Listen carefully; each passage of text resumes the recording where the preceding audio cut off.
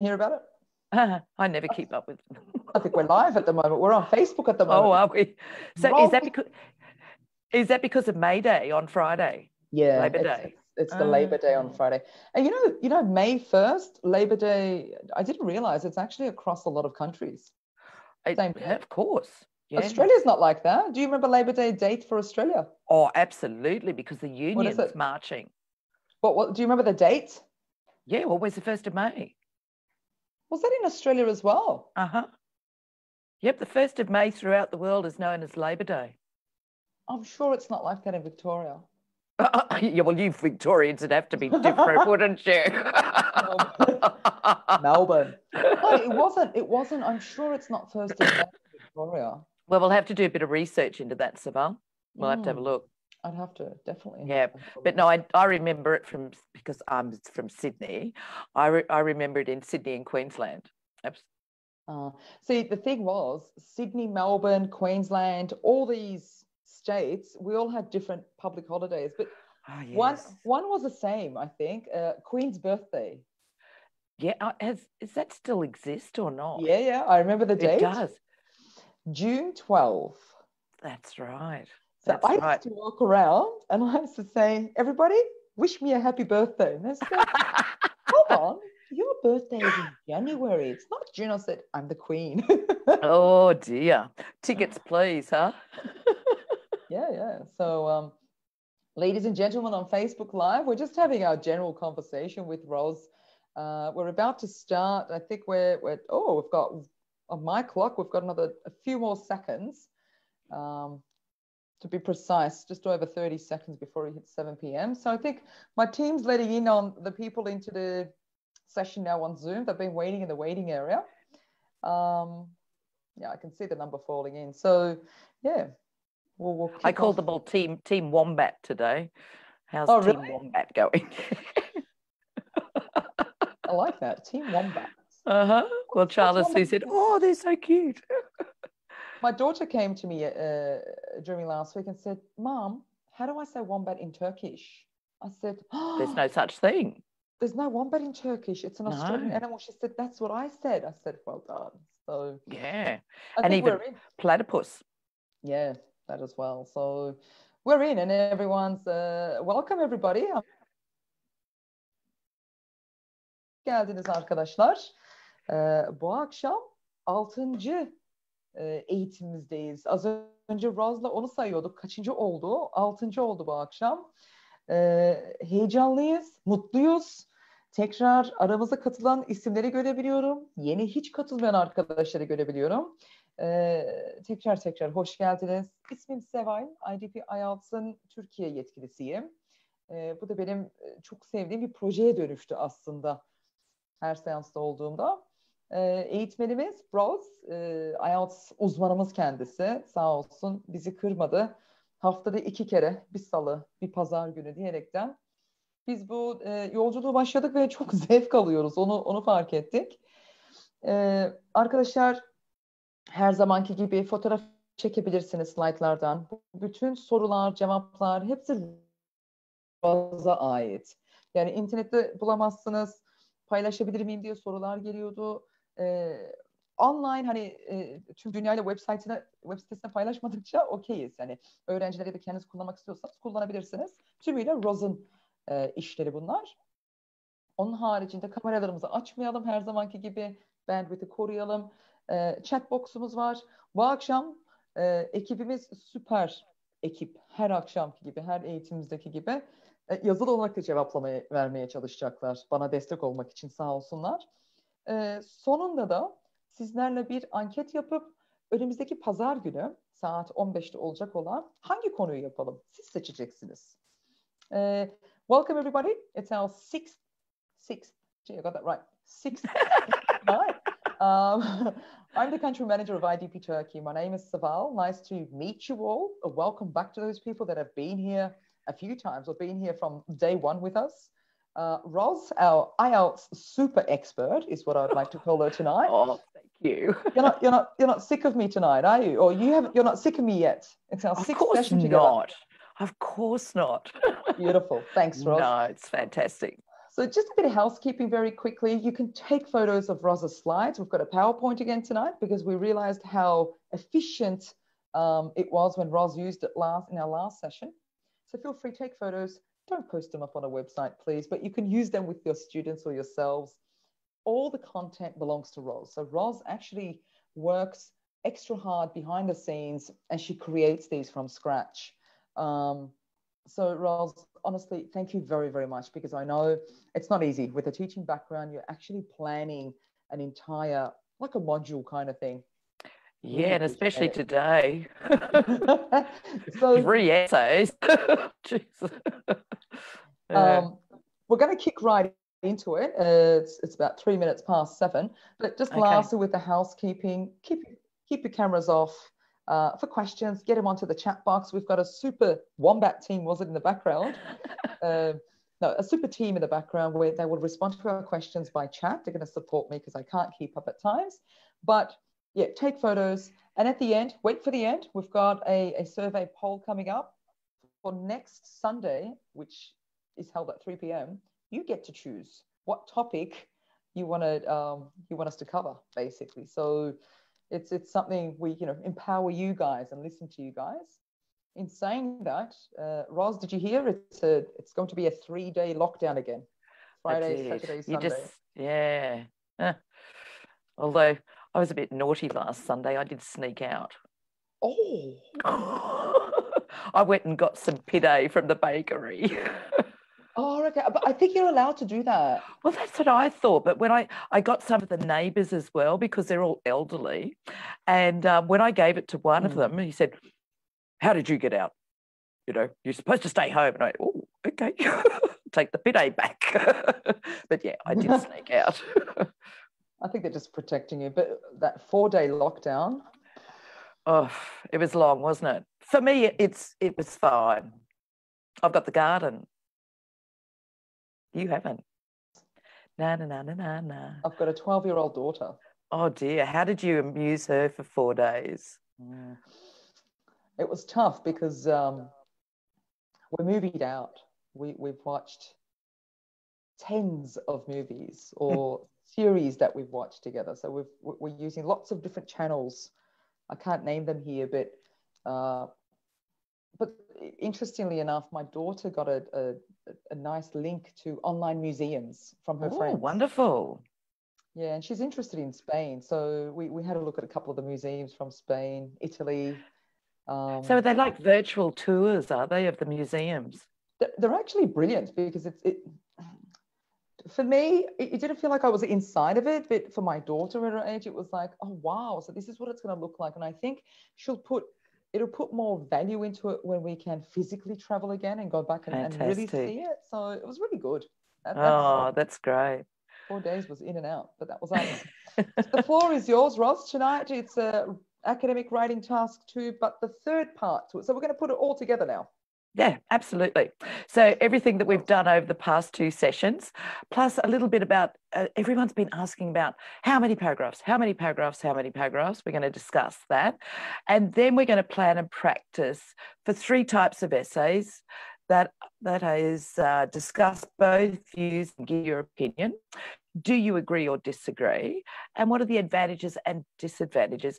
And Saval, if you come up with any, oh, Roz, why didn't you include that in your topic base? Let me know, okay? Sure will. Okay. Thanks, Roz. So over the last 2 sessions, we've covered how to read articles to increase your knowledge, learned why punctuation is important, research linking words and cohesive devices, how to form complex sentences, understanding the topic, just in case you do come across something that you don't understand, please don't panic, the importance of synonyms, how to plan an essay, and remember that a solid plan is the key to a well-written essay. All right.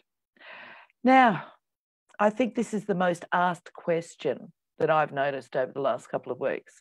How many paragraphs should I write? Generally, for a 250-word essay, 2 to 3 body paragraphs, an introduction and a conclusion are more than enough. Unless you've got absolutely top-notch writing skills and speed, you won't be able to complete anymore. Don't forget to ensure that you have the appropriate word count, and it's specified in the instructions, at least 250 words. So please make sure that you achieve your 250 words.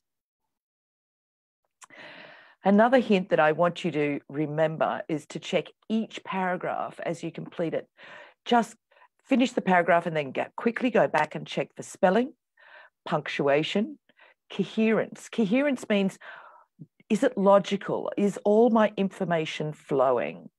Make sure you're on topic and that you've used a range of grammatical structures and presented your position about the topic.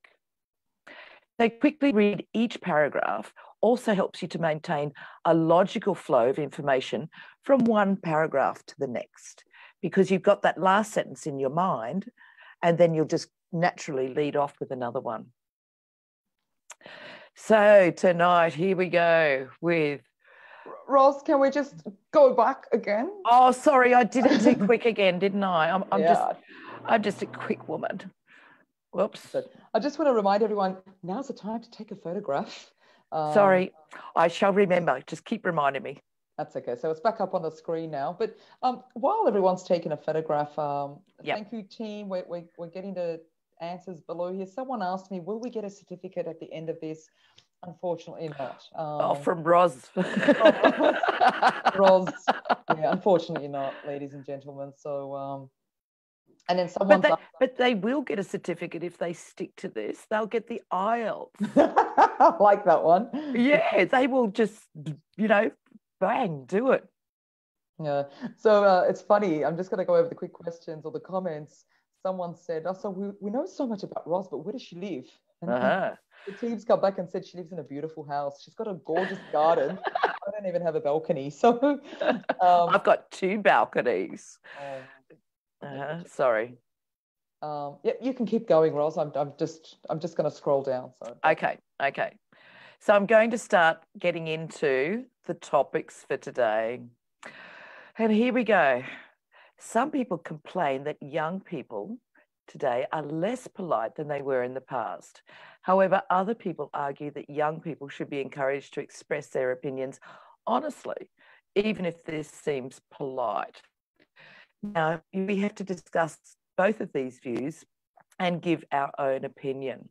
Don't forget your own opinion. And you will see by the end of this that I don't agree with this statement outright. And you can do that. So let's identify the main topics. So the main topic is manners of young people when we're comparing today to the past, and then identifying the question that we have to answer: should young people be able to say whatever they want? Well, I wish we all could say what we want. I really do. As a mother, I don't know. Yes, it's pretty frightening, but I remember my childhood and, my personality, Saval, I'm quite rebellious and outspoken. And so I would hate to have a child with my personality. I must have driven my parents crazy.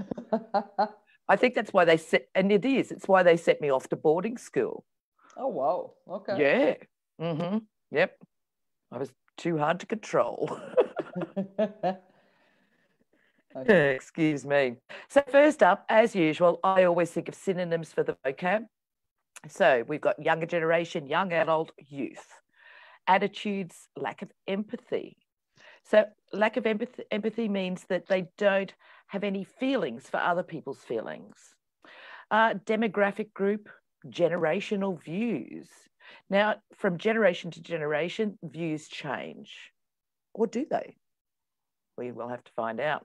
Formative experiences. What types of experiences form our life and our personality? Is it genetic, or is it in the way that we're brought up? Technology. Also social shifts, economic. Shape values people's views. Generation Z, millennials, boomers. rude, unwilling to listen to others' opinions, criticize, object to, disagree, impolite, and aggressive. So these are the synonyms that I thought of as soon as I saw this topic. And then I've just written down. So you're laughing this as well. Are you reading? I'm laughing at a comment. I'm so sorry. Yes, I am. Yeah. I'll share it at the end of this part. Yeah. Okay. Oh, good. Don't lose it. Okay. So some main topics that I will be looking at to introduce into my writing. And this is my thinking. It depends on who you ask. If you ask a young person, for example, do you think you're impolite? Do you think you're rude to others? They'd say, of course not. Whereas if you asked their parents or grandparents, they would say, oh, yes, they're so rude, they're so impolite. So yeah, it does depend on who you ask.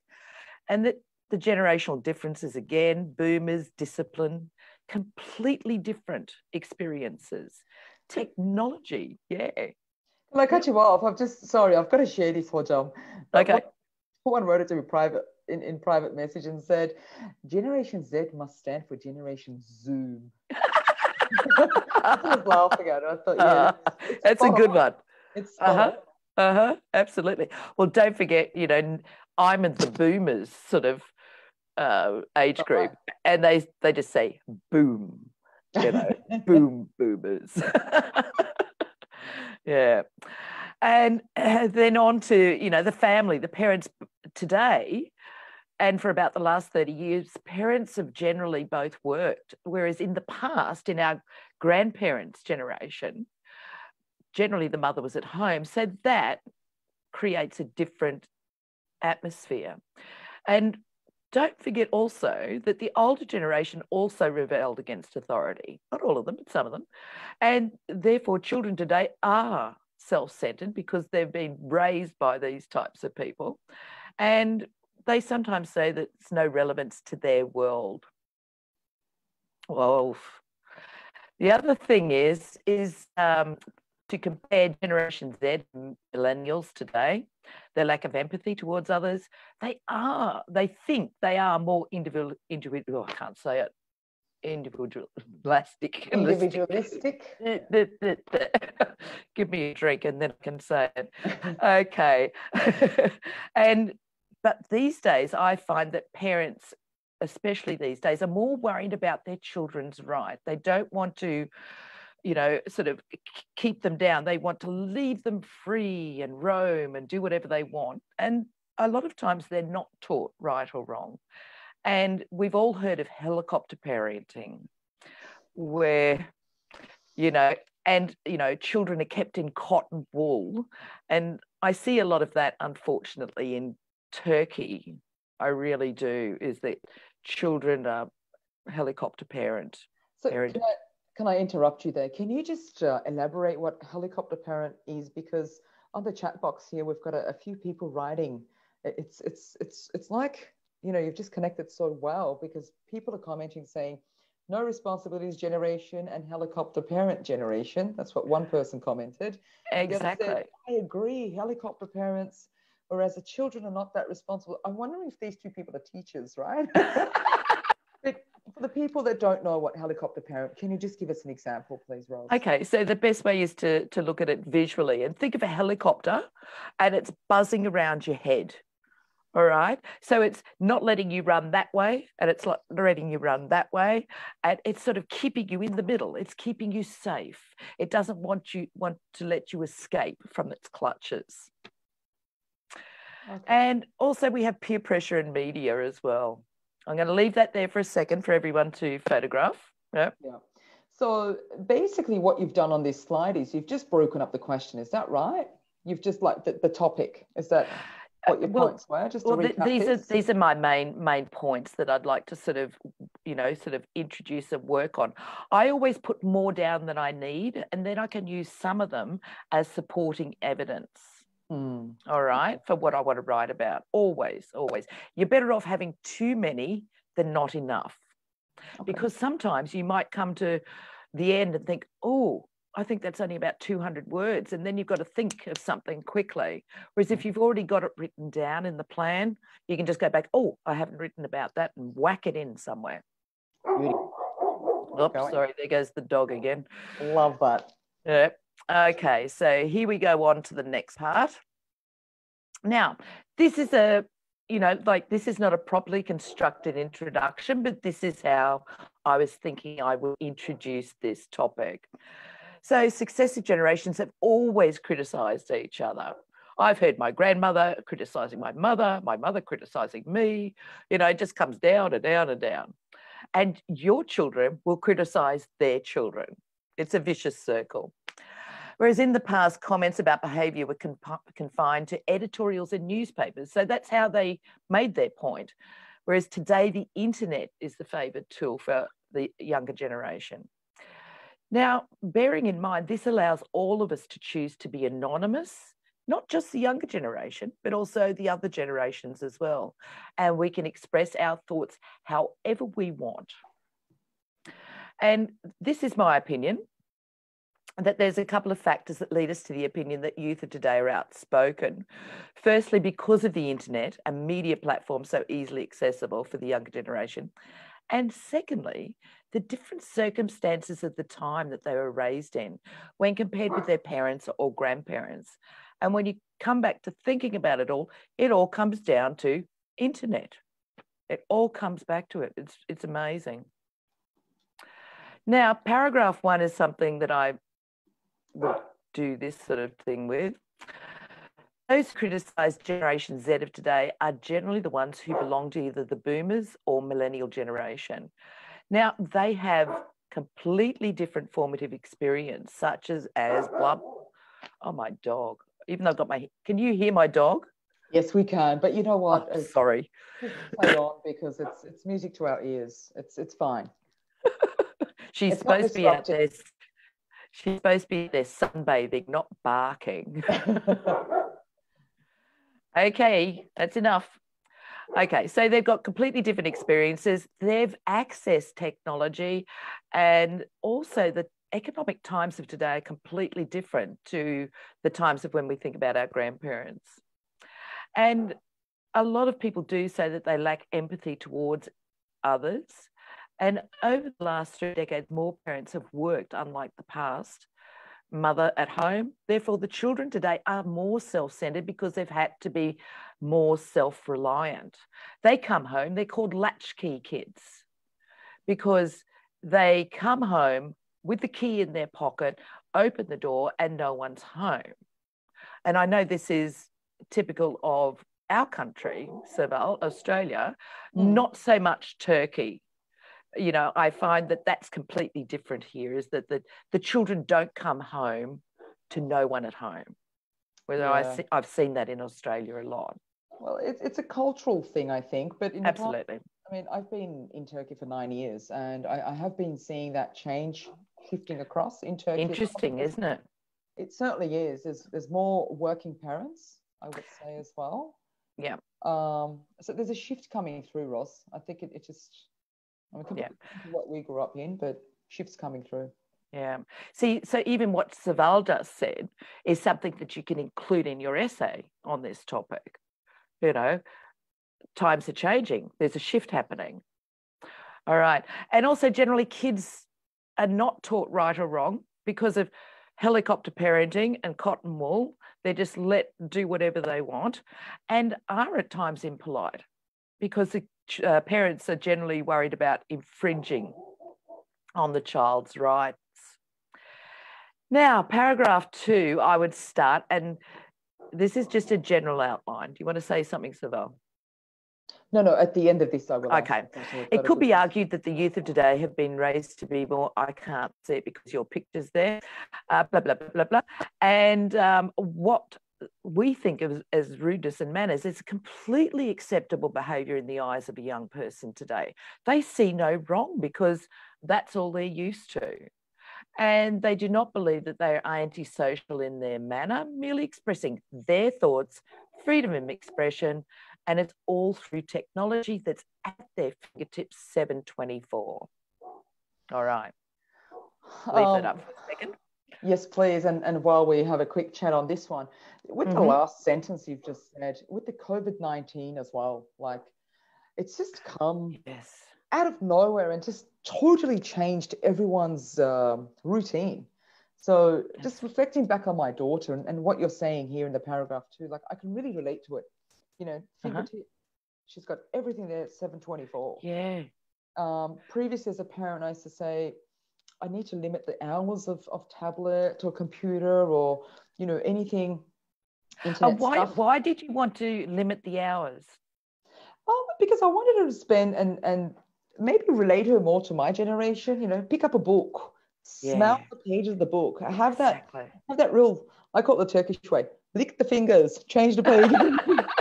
Right. Yep. So that's the feeling I wanted with my daughter to have, you know, part of her upbringing, because when I speak to my siblings and say, hey, do you remember that book? And whereas my daughter's like an ebook, you know. Oh, yeah. It was just exposing her. But now, if you say, Sev, what do you do now? Guess what? Sky's the limit. Now she's chained or she's glued to the screen as much as we are. Yeah. And look at it, you know, school is even online now. Yeah. So, look, I think it's the timing, but we can talk about this all night. Here's a question from Buddha, a great question. How many minutes should we spend on planning? Look, I always say plan is the basis of good writing, and I would spend at least 5 to 6 minutes. Because then if you've got a solid plan, you write quickly because you've got everything laid out in front of you. All you've got to do is gel it all together with your cohesive devices and discourse markers, etc.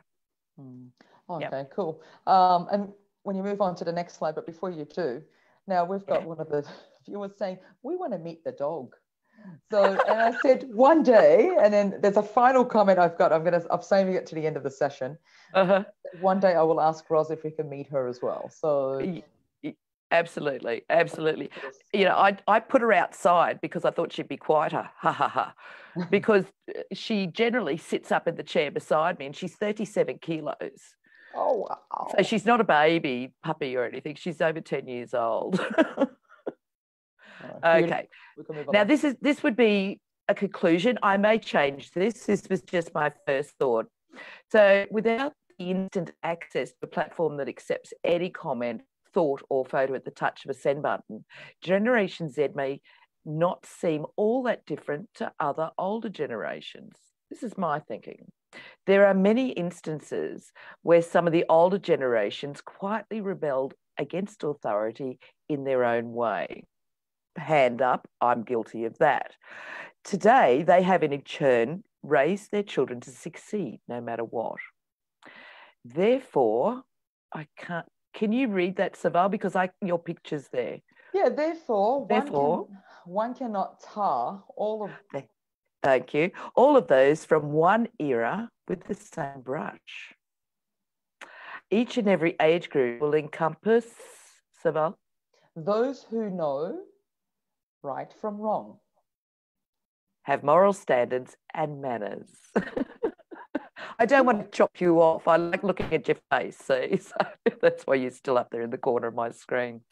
So there we go. This is one way that I would tackle this problem of writing this type of essay. All right. 27 minutes in. Okay, so we've got 2 more to go, but they're not as detailed as this. A lot quicker, okay? So do you want me to lift this up for just a second, or are we going okay? Yeah, I think we're going okay. Okay. You can keep going. Yeah. Wow, questions are few and far between today. We've got a dynamite question. It's coming at the end. I've saved it for the end. I think. Look, what I see is if we've got less questions, it tells me a lot. It tells me that you're very precise, concise, and clear. Well, I hope so. I hope they're just not sitting at home crying and thinking, what is she talking about? I hope they're catching on. Can you just, go back to the last page? I've just said it. Actually, don't go back to the last page. I think at the end, Roz, we might do another one. Show 1, 2. All the way through. Okay. Yeah. So we'll do it at the end. So let's go on to the next one, which is do you agree or disagree with this statement? Movies can be used to bring people from different cultures together. It helps to inform people about other cultures, especially when film festivals are held. So, question to answer, do films bring different cultures together? So, synonyms, different backgrounds, ethnic backgrounds, society, traditions, motion picture, feature film, cinema. As I said, these are going to be a lot quicker. I haven't gone into as much detail. Now, I did an agree and disagree with this statement plan for this. So, agree, I would then use these as my main topics. It showcases history, maybe ethnic backgrounds, folklore. It can be taken around the world and introduced to everyone as they go. And film festivals are the opportunity, and the main idea of a film festival and why they began was to expose low budget films and people who had produced films or starred in films that were not famous, that were not household names. And so it introduces new producers and actors to the world. And it also can, it's like a poll for people. They can say, oh, that was terrible, that was great, going to watch that again, going to recommend it, not going to recommend it. They can also highlight a cause, and they can also introduce a country and traditions there, and also the cuisine. And they're great publicity for countries as well. A lot of countries also have a huge film industry. I know Australia does. It has very good incentives for people to go there and produce films. So that's the economic benefit for countries. And in turn, that trickles down into the hospitality industry. Hospitality industry means accommodation, hotels, bars, food, you name it, it sort of can affect everyone. And some people really get excited about film festivals, and they have a group and they get together and they meet up and they go each year to meet other people and introduce and see what they can learn. Now, to disagree, so really, do we really need film festivals when we've got internet access? And look, if we want to search any topic at any hour of the day, we could do that. So maybe film festivals are not necessary.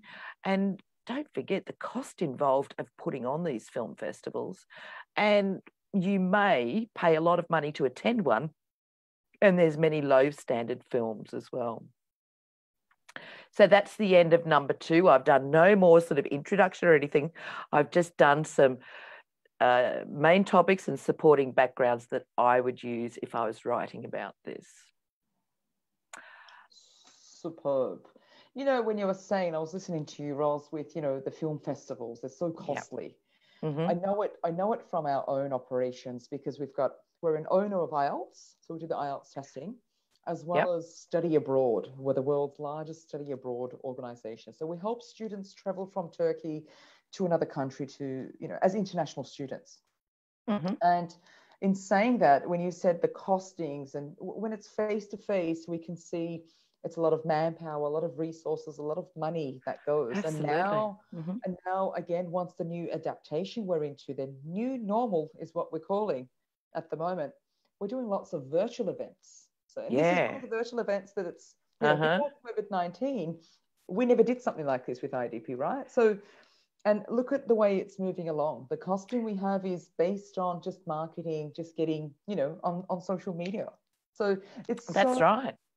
I love the topics you've chosen tonight. Right, I can really relate to them. I hope that's great as well. So that's great. Do you also find, though, that because we've been forced into this situation with COVID-19, like a lot of people were not receptive to doing things online? They always wanted, no, I want face to face. I want face to face. And I just used to say, why? You know, and I'm rather happy about this situation because it's exposed people to the online education access platform, and it can be very beneficial as well. Yeah, I think, and I don't want to go into depth with this topic because it can take us an entire session, but my personal thought is COVID-19 was a shock to the system, shock to a lot of people. We were forced into it, but once that crisis management settles, there's many, many opportunities. Absolutely. I've learned how to use Teams. My team has Yeah. learned how to do online Excels. So, et cetera, et cetera, et cetera. I think it's the avenue. So many benefits as well. Certainly. You know, in a strange sort of way. Yes. Certainly. Okay, so the last essay topic that I've done. Many museums charge for admission while others are free. Do you think the advantages of charging people for admission to museums outweigh the disadvantages? Now, be careful about this question, because if you looked at it too quickly, you would think, oh, so should I pay or shouldn't I pay? It's not that. It's asking about the benefits and the negatives of paying for museums. That's the question to answer. Excuse me. So, of course, synonyms: exhibition, historical archives, collection, displays, entrance fees, entry costs. Now, I probably could have written a lot more, but I just did these quickly. Now, the advantages of paying for the museums is that they can have more exhibits and attract more worldwide interest. And therefore, they've also got money for advertising. Whereas if they didn't have paying customers, they would not be able to have as many exhibits. It also allows them to train their employees for tour groups and people who want to enter the museums. And in a strange way, if people have to pay to get into a museum, they generally will value the museum even more as they're passing through it. Then also the museums can provide educational, what would we call it, excursions for schools and that, and the kids to come and enjoy. And it also maintains the area of the museum, and it also pays for extra pieces to be put on display. That's the advantages. Whereas the disadvantages, like, not as many, because it generally is just discrimination against lower socioeconomic citizens because they can't afford the costs of going into a museum. And yes, that's a big disadvantage. But if you look at the statistics, it's not affecting a lot of people. So that was how I would attack that essay. All right. So there's no more writing coming up on this slide? No. Okay. No. So I had one of the questions. I'm so sorry. This is a question that was in regards to the previous one. Right. The second topic that you had. So it came through as a private message, and it's been messaged to my phone. So I'm going to read from my phone. Can we partly agree? Tell paragraph 1 that why we agree, and in paragraph 2 we can say why we don't agree. Well, that's what I was saying. You could be, like you could say that you have doubts that it's totally that, but express that. You wouldn't say that I fully agree. You would say that I have some thoughts about the positives of this, whereas the other, no, So I'm undecided. Okay. Absolutely. So we can do that. Yeah. Absolutely, because we're people, we don't agree on everything. Just because we get an IELTS topic in front of us doesn't mean we have to be like little robots and say, oh, they want me to agree with this or they don't want me to disagree with. No, sit on the fence, do the 50-50 if you want to, but make it clear. Yeah. Ross, is this your last slide? I think so. And then I've got just this one down the bottom. Okay. Some other thoughts about this topic. And everyone can have a look at, and this was my thought. I'm just going down to the last point I've made there. I believe that offering reduced admission costs through discount cards subsidised by the government with well-run cafes and gift shops to increase the income of museums is a better solution. Therefore, museums will be better maintained, curated and accessible for all. And don't forget, I mentioned in session 2 about giving personal thoughts. Here, Turkey has a museum card that can be purchased as affordable for everyone, and it covers the whole country.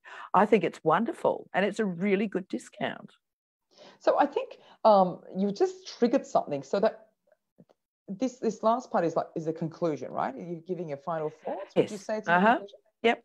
Can they add about Turkey's museum card Absolutely. if they're using it, if they've purchased it, if they've seen the benefits from it? Absolutely. And that's what I want them to do, is to remember, yes, include those personal experiences that you've got. You don't have to make the whole writing about it, but include one section. And then, you can go for the other side. Yep, absolutely. Supports that. Edge's got a question. She's just popped up. Can we start the paragraphs with questions? Generally, we don't with IELTS, like with rhetorical questions. They generally don't. I personally have thought many a time, why not? But for some unknown reason, a lot of times they don't like candidates to start with that. So if you can write really well and do it extremely well, by all means, have a go. But if you're in the middle and you're not sure about what you're doing, please don't try it. I like that advice as well. I think it makes total sense. So really, it's the level of confidence that you have if you want to kick off with a question mark or not. We've got another question from Batu. We have 40 minutes for the task, for the whole entire task, and maybe we spend about 10 to 15 minutes for planning. I recall you said for planning you spend less, Ros? Yeah, I would say 6 minutes. Okay. During the planning, so this is Batu's question, still going. Yep. During the planning, what if we don't really know the topic and ideas don't come up to our minds? What are we going to do then? Well, that's where you've got to start preparing yourself. And that's what we've been doing with these 3 sessions. Okay, number 1 was, how do you increase your topic bank and your knowledge about things that are going on in the world? You read, you listen, you take interest in general everyday things. You just don't sit there on your phone playing games all day. You spend at least 1 or 2 hours a day improving yourself, because I keep saying this is your future. And if you want a good future, you've got to take it in both hands and go for it. I like that one. It's you're right. You're spot on. It's practice, eh? Absolutely. A comment and a question. Generally, I wrote my essays with using my own ideas and examples. Do I need to use general topics and examples? Well, they're saying that they generally use their own ideas, personal experiences, I believe. Now that's fine, just as long as it's done well. If you don't think you've got any experiences and you can't imagine a good experience, well, then just go into the general and use those. Okay. A question from Idam. I think I'm going to have to support us responding to this one, because we can't really respond about scoring. But Idam's question was, if the word count can't be achieved, how much of a band score is lost? So, Idam, in these sessions, we've voiced these a few times. We can't have our expert respond about scoring. That just breaks a few rules for us. That happens. But what I can add to you here is, as a test center perspective, task two is known as 250 words, a minimum. Even if you write 200 words, I can assure you from here on, and this rule is not published, but this rule is being told to the test centers, that candidates or test takers can write 200 words, for example, and will not be penalized. What they look at is the content, and along the writing, the public band descriptors that you've got online that you can get access to. Team, can we have the band descriptor link put up, please? Super team. So you're not actually penalized any longer. And this has been like this for about 8 to 10 months. Don't quote me, please, on this. And it's not published anywhere. It still says minimum 250 words. So hopefully that was helpful. Oh, look at that. We've got the link coming up. So hopefully I got to answer your question, Ida. Sorry, Ros.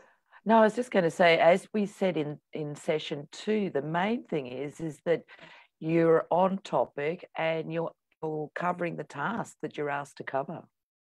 Whether you do that in 200 words, 300 words, within the time frame. Yeah. One last question. I think this will be probably our final question so we can get onto the polling. But while I'm asking the question, Ros, do you mind going back to your first slide of your PowerPoint just to save us time people can have a look at that? So second last question, actually, just had the last minute come in. Here's a question that says, will using I language lower our score except the suggestion part? So I think it's saying, will using like the personal pronoun of I language lower our score except the suggestion part? That's the first part of the question. Look, you can use, you know, like in my opinion and that sort of thing. I would generally try and steer clear of I. All right. There's many other words that you can use besides I. Because the viewer has mentioned that, you know, we feel more comfortable when we use I, obviously because it relates to us, language, but making sentences with academic language is a little bit more difficult, I guess. Yeah. Exactly. They know the answer. Yeah. So that's slide one. Slide one. So everyone take your photos, please. Here's the second question. Hi, this is from Mehran. For agree and disagree essays, if we allocate the first body completely to the opposite side, the part that we don't support, so, and in body two, mention our personal opinions strongly, is it going to satisfy the examiners? It depends how well written it is, you know, and whether you've got that flow, that link that's coming down from the introduction to the first paragraph to the second paragraph, you know, whether you've covered the task completely, whether you've got coherence, you know, there's many factors. I just can't say, oh, of course, you know, there's a lot of other factors, and you have to look at these band descriptors and tick all the boxes of that band. Another question, I think it's the last one now. Is it appropriate to use a sentence starting with this essay will discuss blah, blah, blah, blah in the introduction? I generally would not like candidates to do that. I think, you know, it's quite basic, that way of starting an essay. And I know some school essays ask you to start them like that. For IELTS, I would ask you to start it with using your ability in a better way. What slide was this one, Ros? Slide 2? Yes. Going on, sorry. Slide 3? Sorry, going quick. Yeah, no worries. One last one. Can you think off the top of your mind, someone's asked, what are other good words instead of I?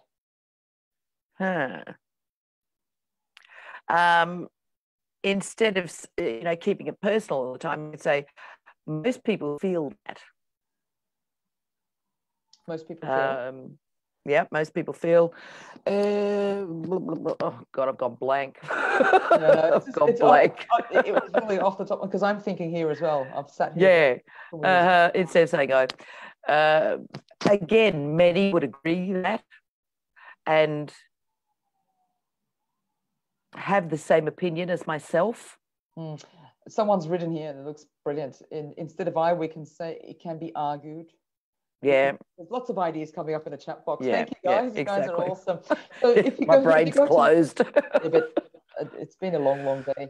So is it slide 3? That's the conclusion. Yep. Slide 3. Slide 4. And then we've got one more coming after this one. I think we'll just wrap it up now. It's 47 past. What was that really great question you were going to ask? You ready? Oh, hang on. Let me just do this one. So this is the last slide, right? Yeah. So someone has asked earlier in the call, in the training in this session, and said, "Can we have a virtual tour of Roz's house?"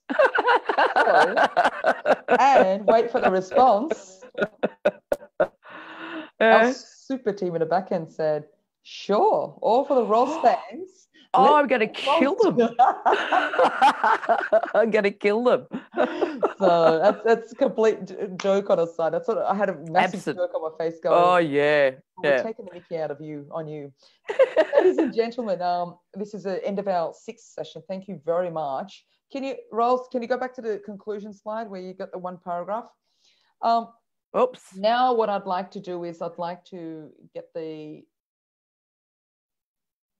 poll up and running right now. I think we've got a very, very short time for the poll. So super team in the back end, can you please put the polling up? And here we go. Let's get the votings out, guys. What should our next webinar be about? You decide for us. Academic Writing Part 1. It's not called Task 1, Task 2 anymore. IELTS changed the name to Part 1 and Part 2. You can choose Academic Reading. You can choose General Training Writing Part 1 or General Training Reading and Speaking. We decided not to add Part 2 for either one because we're Part 2'd out at the moment. Ross, yeah, you've done absolutely. Excellent planning. Thank and you. thank you really for your support. How you've set this up. You participation. know, it's been absolute dynamite working with you and getting all this done. When's the next training? Now, ladies and gentlemen, it depends on what the poll results come up to us. Follow us on our Instagram page, please. My team can put up the Instagram page because that's where you can actually see our post. We put them up on stories. Next training is Sunday, 3 p.m. We are all locked in. So join us, tell your friends, gossip about us, bring everyone on down. Feel free to share the Zoom because we've changed the Zoom link as well. We've now opened it and said, here, you can share it around and bring them on. So keep an eye on our Instagram account, please, and you'll see what the next topic's coming up. If it doesn't suit you, my apologies, our apologies, but it's, you know, whoever's chosen the highest, that's what we'll go for. If we've done writing too many times as well, if there's another one that's close to it, we'll move on to the next one. You know, reading has been asked about for such a long time. If you don't use Instagram, you can go to our website to the events page. We've got it up there, I believe. Team, please help me. I hope I've said that correctly. Here's our website link. It's up now. Thank you all very much. I think the polling, are we closing the polling? We're waiting on another 10 more people, I think, to decide. Thank you all. Can I do the closing is what I'm trying to ask you because of millions and millions. Can we see the results now? Unfortunately not. You'll have to catch us later on that because my team can't get it up. We do some surveys as well just to see what we've got. Thank you all very, very, very much. Reading looks like it's going to be a top favorite at the moment. It does, yeah. That's what it looks like. We're on Facebook Live. We put these sessions on Facebook Live. If you've missed it, if you couldn't join us, get onto our Facebook page. I think the video still stays there. I don't know. So on Instagram, someone said, put the polls up. Yeah, we put polls up all the time on Instagram. But you guys made an effort. You were here tonight. So I want to listen to you guys. I think that's it. Thank you very, very much. Stay safe. Stay healthy. Most importantly, for all of us, keep smiling. Good days are coming. Absolutely. Thanks, Roz. Oh, thank you again, Saval, as usual. And thank you, team, in the background. And last of all, to the participants who have joined us for these last 3 sessions on writing part 2. Good luck with everything and don't stop trying. Please don't stop trying. Thanks, everyone. Have a great evening. Okay. Bye-bye, everyone. Good night. Bye-bye. Night.